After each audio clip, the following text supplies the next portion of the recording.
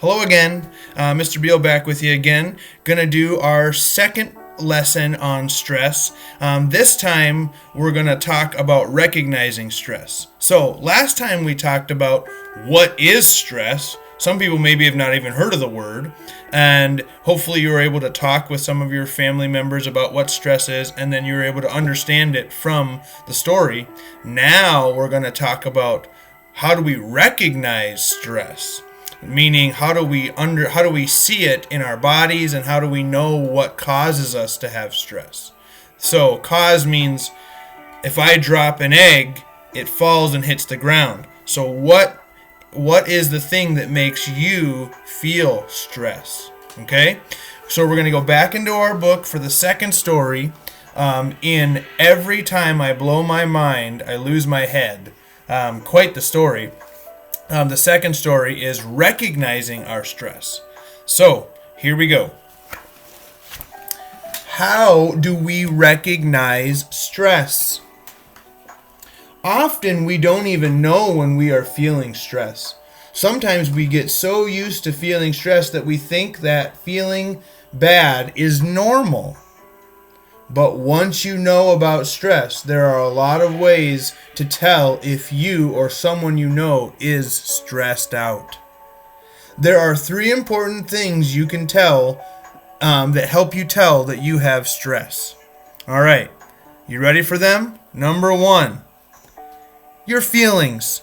Your feelings will tell you that you feel stress. That could be feelings of frustration, feeling mad, feeling worried.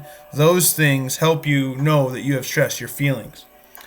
Number two, the way your body looks and feels. Whoa. So maybe once you start feeling worried or mad or nervous, your heart starts beating fast. So the way your body looks and feels, you might start beating fast, heart might start beating fast, or you might start getting sweaty, or your palms might get sweaty, things like that.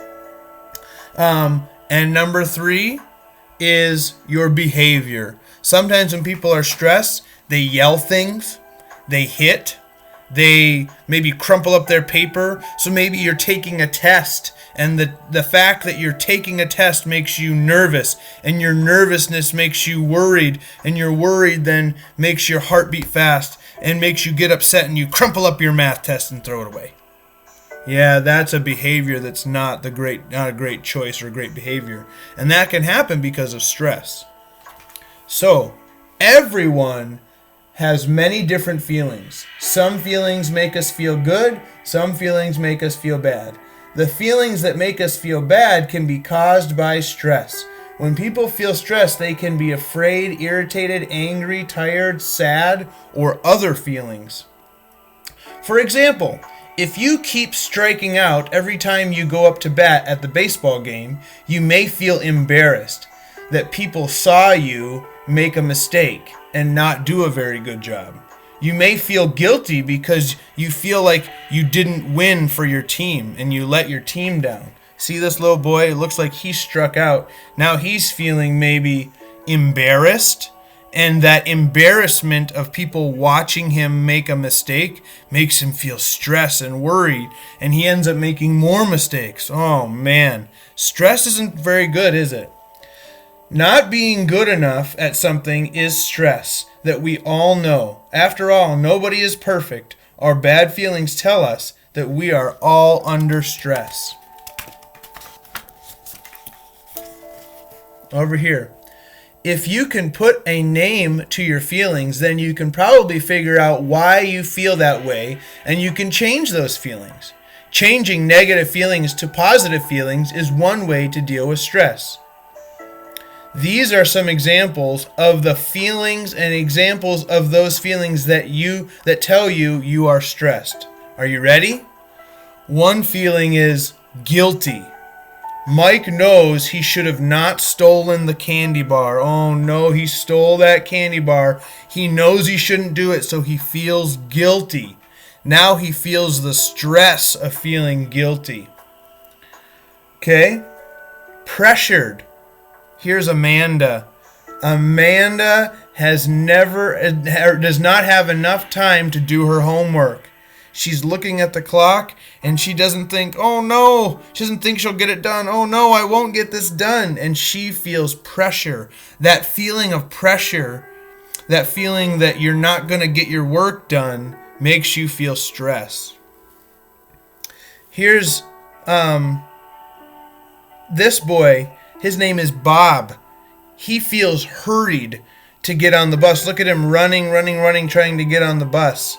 He's always late for the school bus. Oh man, he feels stress to get to the school bus on time. And shame. Shame's another one. Ralph is ashamed of the way he talked back to his mom. Oh no. I hope you don't do that. I hope you don't talk back to your mom or dad or aunt or uncle or grandpa or grandma, because that's not nice to talk back to them. Do you know what talk back means? Talk back means being rude, means saying things that aren't nice to an adult. That is not a good choice. And Ralph felt the stress of feeling ashamed that he talked back to an adult. Feeling unimportant. That's another one that can make you feel stressed. Sam feels unimportant, that he isn't as good as his big brother. Here's Sam, and here's his big brother who looks like he must be good at baseball. Sam feels so small. He doesn't feel like he's doing very good. He feels stress from that. Frustrated. Dan doesn't play basketball very well, but he loves to play, but he feels stress that he doesn't win for his team. Overwhelmed. Sally doesn't understand her math homework. Here's Sally. She's trying to do her math homework, but she doesn't understand it. Because she doesn't understand what to do, she's worried she won't get it done, and that worry makes her feel stress. Bored. Barbara hates practicing piano. She gets bored with it. Sometimes she feels stressed because she doesn't play enough and she doesn't learn how to do it. That makes her feel stressed. Now, we're going to get into some worksheets. I'm going to read you some of the questions and you'll do them.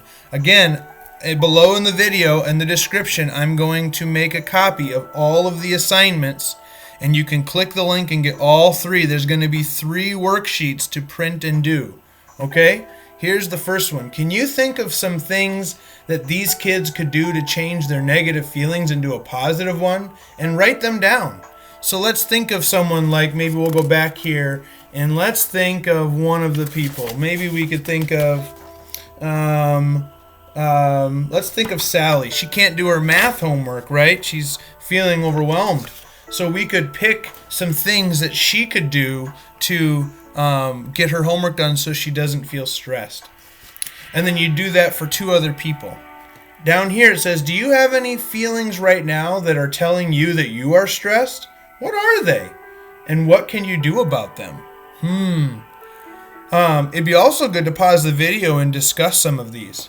But here's the sheet. I'm going to put the book down for a second and show you the worksheet. So this is worksheet number 1. How do we recognize our stress? Lesson 2, worksheet number 1, right here. And it has all the questions and instructions right on it. Okay? Now, the next page shows this. Playing is an important way for kids and grown-ups to deal with stress. Play helps us express ourselves, relieve tension. What that means is take the stress away. By taking our mind off of things and doing something fun like a game. Sometimes you can look at someone who is playing and you can see that they are working off stress. People who play sports often work off their stress on the field. Playing board games or card games or hobbies can relieve stress by focusing on something different. Play can also help us deal with stress because it encourages us to be creative and imaginative. Build something you can use. Build something. You can use blocks or clay or books or dominoes. Make a scary monster out of felt or paper bag. Creating something out of different things around the house can be a great way to relieve stress. Below, draw a picture of what you would like to build. So make a plan. So draw a picture. Let's say you're going to make a picture of a dinosaur, or you're going to draw a picture of your favorite video game and a Minecraft thing, and you'll draw a picture of it down here and of what you're going to do, and then you're going to go make it with something in the house like blocks or clay or books or something like that. You're going to build it, and I'll show you the sheet. So here is sheet number 2 right here on how we recognize stress, lesson number 2 that we're still on, worksheet number 2. Okay? In just a minute, we're going to get into worksheet number 3. All right. Stress can be really, really strong or not so strong. Another word is moderate or intense. Those are some words that mean strong or not strong. When you are under moderate stress, that means it's not a lot. It means you're not very stressed. You may start to notice different things about yourself. You may seem more tired than usual, or you may have trouble falling asleep. You may feel cranky or irritable. You may not have much energy, or you may be very, very active. Okay?